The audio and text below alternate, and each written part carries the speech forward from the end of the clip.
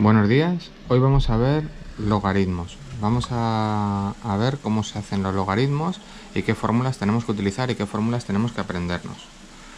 Una de ellas sería, vamos a empezar con la primera y la más fundamental. Nosotros tenemos logaritmo de un número igual a x y aquí hay una base. Entonces, ¿cómo se despejaría el logaritmo? Bueno, pues el número se deja aquí, n representa el número, será igual a la base elevado a x. Digamos que esta b, que está aquí, que es la base del logaritmo, empuja a la x hacia arriba, por así decirlo, y la x pasa a ser el exponente y la base pasa a ser el número. Entonces de aquí quedaría ya despejado lo que es el logaritmo. Con lo cual este sería el despeje de cualquier logaritmo.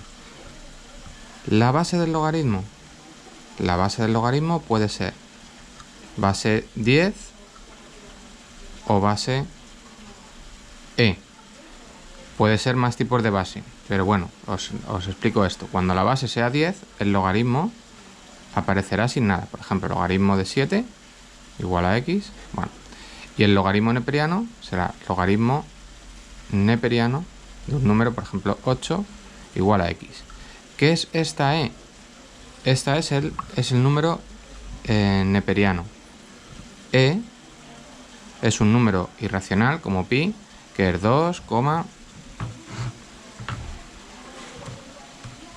1,8, 1,8, 2, 8, etcétera, etcétera, ¿vale?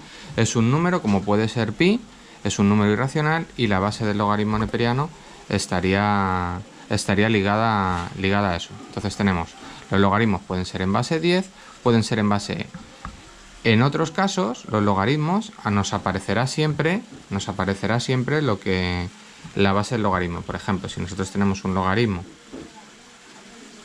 en base 2, pues tendremos un logaritmo en base 2 de 15, por ejemplo, igual a x. Pues nosotros podemos tener, en la base, podemos tener cualquier número. Muy bien, ahora vamos a ver, aparte de esto, vamos a ver las propiedades de los logaritmos. Entonces, las propiedades de los logaritmos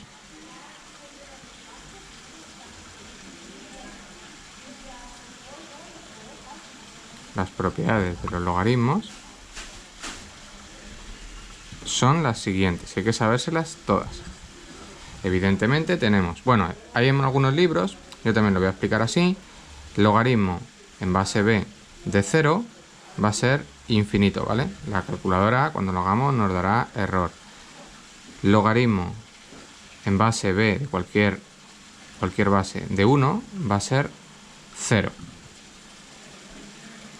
Más propiedades, que estas sí que son las más importantes. Siempre que tengamos el logaritmo de una multiplicación, a por b va a ser igual a la suma de logaritmos, logaritmo de a más logaritmo de b. Estas propiedades son muy importantes a la hora de resolver logaritmos. Luego tenemos logaritmo de a partido por b será igual al logaritmo de a menos el logaritmo de b. Y tenemos el logaritmo de a elevado a n será igual a n por el logaritmo de a.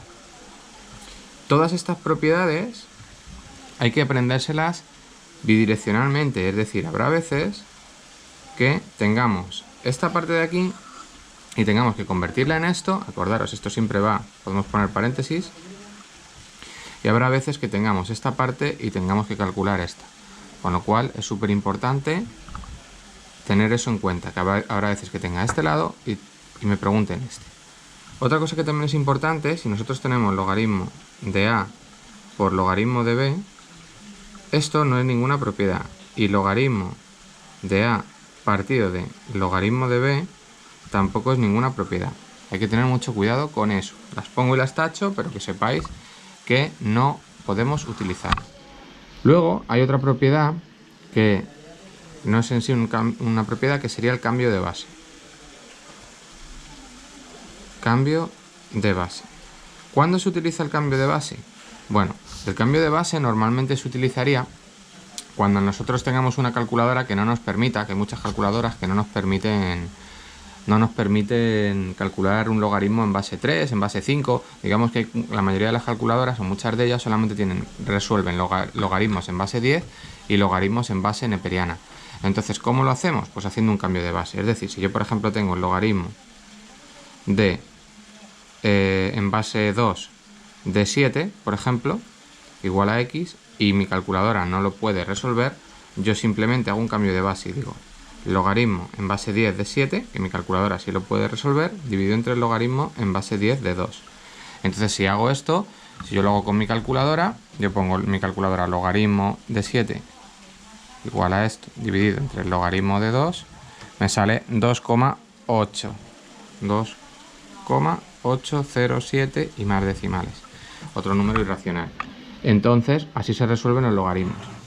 Con esta teoría, es simplemente la teoría que yo quería explicaros, simplemente la formulita del logaritmo es muy importante saberla, y a partir de ahí saber la nomenclatura, cómo se escribe. Logaritmo en base 10 no se pone nada, logaritmo neperiano se pone ln, y logaritmo en base 2, en base 2 o base 3 ya se pone el numerito ahí. Las propiedades de los logaritmos, que el logaritmo de 0 no existe, el logaritmo de 1 es 0, y luego las propiedades: cuando es una multiplicación es una suma, cuando es una división es una resta, y cuando está elevado a un exponente, el exponente sale fuera multiplicando al logaritmo de a. Ahora, seguidamente, lo que vamos a hacer son ejercicios de logaritmos para que veáis cómo se aplican todas estas propiedades, porque con ejemplos es como mejor se ve.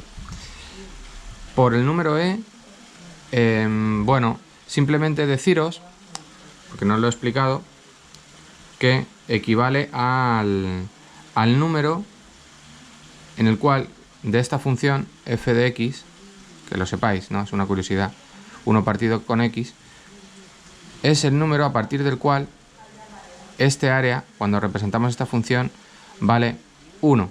Cuando este área es igual a 1, este número que aparece aquí es el número e. ¿Vale? Cuando esto vale 2,71, este área valdría 1, el área que representa esta función. Pero bueno, eso son curiosidades y es para gente que haya estudiado más avanzado.